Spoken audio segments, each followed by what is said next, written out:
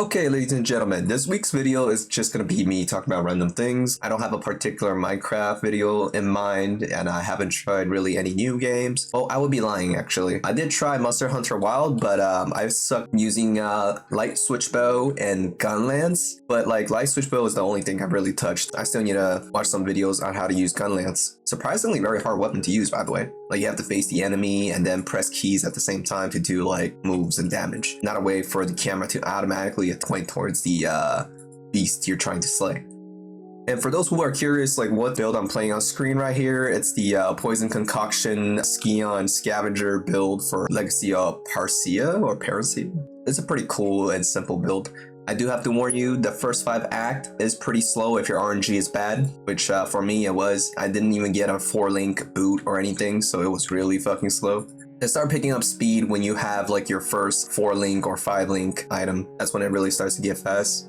This month in particular, there's a lot of things to talk about. First of all, Warframe anniversary coming up. It already happened, actually. We're on our 3rd week, maybe the 4th. I didn't really participate. I know that people are excited for Techno Site, and I know my friends are already farming the new weapons that came out. I forgot what they're called. Exalted weapons, I believe. Maybe one day we'll get our Spider Warframe. Who knows? The next thing I want to talk about is Ne Zha. If you do watch the second film, it's like visual eye candy. I paid around like what, $15 to see the movie. I think it's well worth the money. I did get scammed, however. The ticket said 4D cinema. That shit was only regular 3D, bro. There was nothing there that was 4D. The first movie, it's not particularly interesting. It actually feels really wacky, and the computer graphic isn't as good as 2. I kind of watched it just for the sake of like preparing myself and getting context for the second movie. The first movie relied quite heavily on certain cliches and, you know, like just the usual physical slapstick comedy, which you will see in 2 as well, but it's just, there wasn't any particularly striking things about 1. But Ne Zha 2, the film did a good job conveying how children feel about reciprocating love from their parents in a culture that normally don't do so publicly. Ne Zha's ick was felt through the screen, which is understandable. Yes, I'm kind of reading it off of a script because like that's my genuine review of the movie. I just jotted down really fast when I like finished the movie. The top 3 most memorable moment for me was like when Shen Gongbao's like little brother came on screen, which is like another tiny little leopard, and it was unexpected, so it was memorable for me. I don't believe this character is canon in any of the Chinese epics, so they may very well just be a cinematic original character. Very nice looking character, by the way. The Chinese voice actor for Shen Xiaobao, I think they did an amazing job at making the character sound so lively. Now, number 2, the fighting scene featuring Shun, which is the green-haired dragon with blades, basically, against Bing. A little bit of a spoiler, actually. I should pull it a spoiler tag. That fight was insanely well done. It was one of a kind fighting choreography in my recent memory. The battle took place on top of the cauldron. Shun's movement is like otherworldly. I don't know how they motion captured this. Maybe they did it with a contortionist or had a director with some insane level imagination, but this fight was incomprehensibly complex. In particular, the part where Shun was fucking parrying Ne Zha's attack with his lower body, like twisting it and then thrusting like the lance towards Bing was so fluid and well done. And we know Shun has like this weird like body contortion thing going on, but for Bing to do the same with his leg, I think that's some next level creativity, because you have a character that don't normally use their feet to fight, and you have a character that clearly can. To make a battle take place between that must have been such a complex task to plan out ahead of time. And by the way, the film had 5 years of production, and I think they like crammed a lot of stuff in that 5 years. Like this movie is so detailed. I don't know, maybe like that's a short production time in the grand scheme of things. So I just think it's like really gnarly that they managed to do this. Now the third part I find really memorable was the final boss fight, where there was a moment where I think I saw like a cell shading appearing on the cheek of Ne Zha.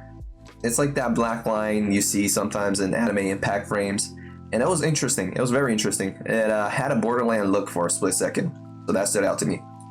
Now, from a technical perspective, the entire special effect team for this movie needs to get their fucking back blown out because of how insanely well made all the special effects were. From like the completely unrecognizably realistic looking water to like the level of detail on each model appearing on screen during close-up shots, and the sheer fucking like computing power it takes to generate some of these like particles represented on screen. In Chinese epics, numbers and scales are often exaggerated or astronomical, so the film really nailed that feeling of volume and scale. Now, again, I don't know how they achieve this level of detail within a 5-year time span. So like, this is just like pure speculation and just me fucking like being baffled by what I'm seeing. The next point I want to talk about in the movie is like how intelligent the villain Shen Gongbao is. He gets occasionally dumb for gag reasons, which is understandable, but when needed, he is so observant and has great situational awareness. For instance, and this is a major spoiler by the way, again, spoiler warning, when Shen Gongbao see that his little brother was wounded, he recognized the wound being from an arrow, something that Ne Zha is not known to do or use. He knows Ne Zha is on a quest right now to become a cultivator, so his trials are assigned usually by, you know, Shen Gongbao's peers or elders, like, you know, they're in the same sect. So whatever the elders have Ne Zha doing, Shen Gongbao, he knows what's the objective, which is basically just terminating the demons, like, you know, capturing for whatever reason. So knowing somebody used Ne Zha to hurt his father and kin, Shen Gongbao was rational enough to not harm Ne Zha's parent and instead save them was such a good narrative decision. Like, this shows this villain has a fucking brain, right? Like, he didn't just fucking rage and hulk out and decided to go crazy. His characterization is therefore well done and charming, including his stutters, which I find, you know, just very quirky and likable.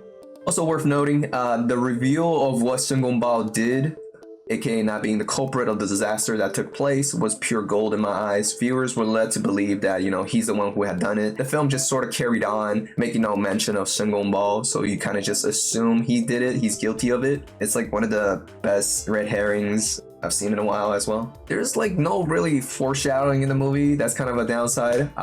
They do basically what's called a fucking 4 flashbang, bro. Like the film director or like the film just basically toss you lines like, hey, you hear that line? That was pretty cool. Nobody else was speaking in that moment, but this minor funny character said that, so you better pay attention. Like it's just, you know, something's gonna happen when this character says such a line that's out of left field. That was too on the nose. I know what you're trying to do. For example, when Ne Zha's teacher mentioned Shen Gongbao was the prior leader of the demon hunters, or Ne Zha's teacher remembering or not remembering the spell being casted for their cultivation ascensionhood being so long, and yeah, those two kind of are a prime example of those not so hidden foreshadowing. Ao Bing being the deuteragonist is a bit overshadowed by Ne Zha at times. He's one of the most reliable and level-headed characters in movie history, to be honest. Every one of his decisions was thought out. The complexity of his inner emotions and machinations didn't need to be like spelled out for the audience. It's clear as day what his values are, why he does things the way he does, and how heavily the sense of duty lies or weighs on his shoulder. He's a good example of show and not tell, to be honest. That being said, at times he feels genuinely like a useful tool with little mind of his own. His maturity could easily like mislead the audience into thinking he's years older or head of Ne Zha, but most likely he's also a 3-year-old as well. I hope in the third film this character gets a little bit more like personality, round out his squarish behavior. Next thing, Jesus fuck, dude, what is going on with me?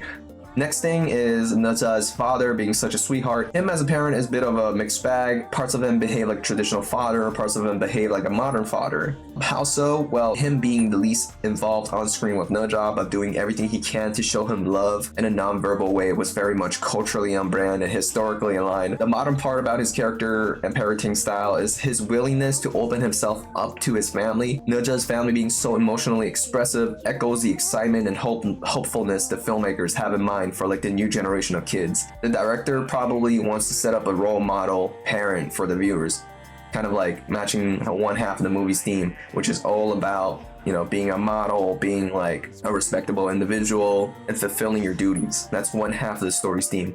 As both a Chinese and English speaker, I find translation to be a bit loose at times. I didn't get to pay attention to it because I was just focusing on the Chinese closed caption, but it's worth mentioning that there are times the translation fell off. The motivation of the what's called the old person in the sect, like, you know, the old guy with the beard and the big old head, his motivation of why he tried to do what he did was kind of confusing to me. Okay, so again, major spoilers, click off if you haven't seen the movie.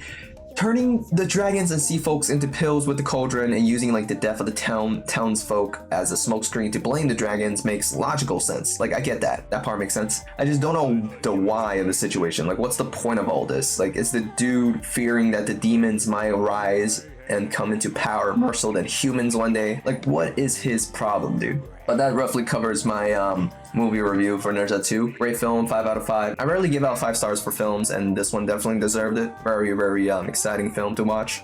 Alright, so the next thing we're going to talk about is a series that I want to recommend.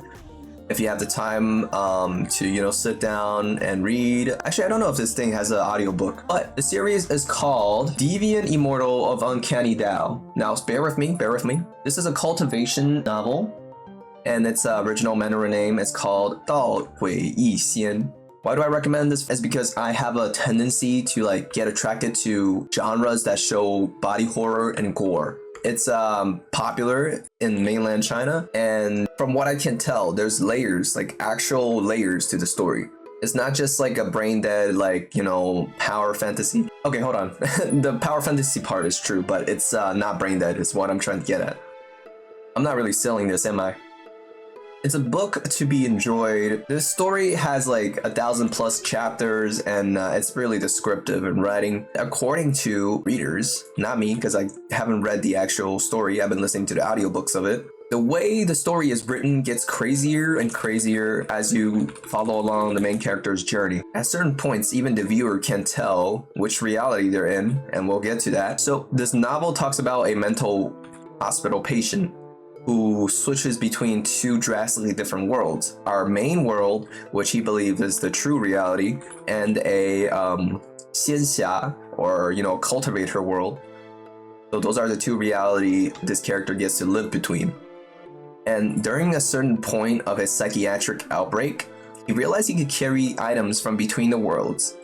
Now, this is not some cliche, you know, system giving him access to a different world, he's leveling up. None of that bullshit. Or I'm just gonna give you some slight spoilers ahead. He essentially is experiencing a false reality while his physical body is located in the cultivator world. Now, there's more layers to that. There's more layers to that. I don't want to lie to you, but this is the setting for now. Just treat him as like a mental patient in a cultivator world is what I'm trying to get at.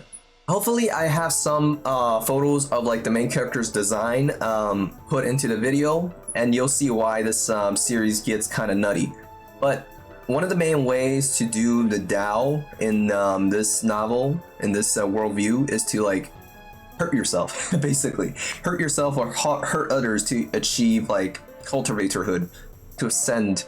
It's such a like depressing environment to be in. I'm gonna fucking clean up the audio. I'm gonna see if any of this shit makes sense so far. And last thing before I end the video, hey guys, we have Happy Gas as a mount in Minecraft, so let's look forward to that. You could stand on this thing, and you could have 4 people ride on the Happy Gas, bro. This shit is gonna be insane. Game changer for real.